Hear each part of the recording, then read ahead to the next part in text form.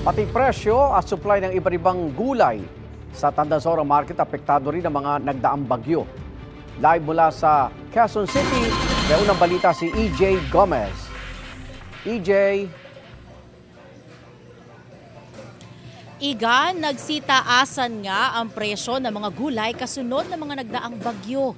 Ang kada kilo ng bell pepper nasa 450 pesos ngayon. Ang siling green, 400 pesos naman. Kapresyo na yan ng karneng baboy. Ilang linggo na raw nahihirapan sa pagkuha ng mga supply ng gulay na kanilang ititinda si Realin. Nabawasan daw kasi ang supply mula sa mga probinsya kasunod ng mga nangyaring lindol at bagyo. Kaya ang mga presyo dumoble o higit pa kada kilo. Yung pinaka-main reason talaga po is yung bagyo natin na nauna po yung lindol, tapos dumaan yung bagyong Tino, sumunod po yung bagyong Juan. Kaya doon po talaga pumalo na sunod-sunod ang pagtaas ng gulay. Dito sa Tandansora Market sa Quezon City, ang kada kilo ng bell pepper nasa 450 pesos ngayon na dating 250 pesos.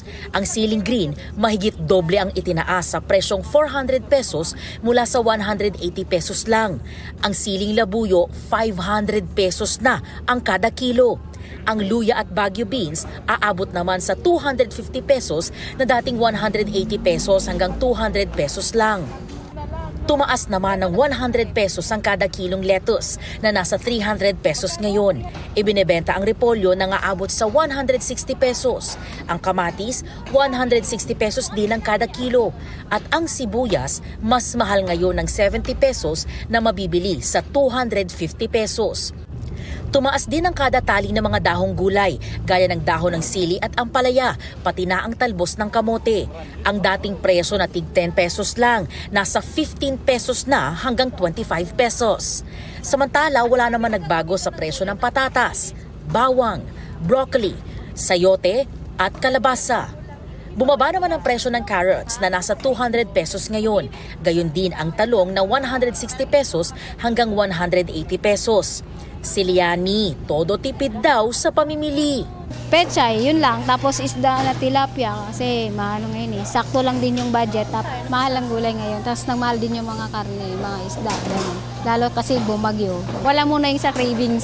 Sa tabi muna. Kasi on the budget na tayo.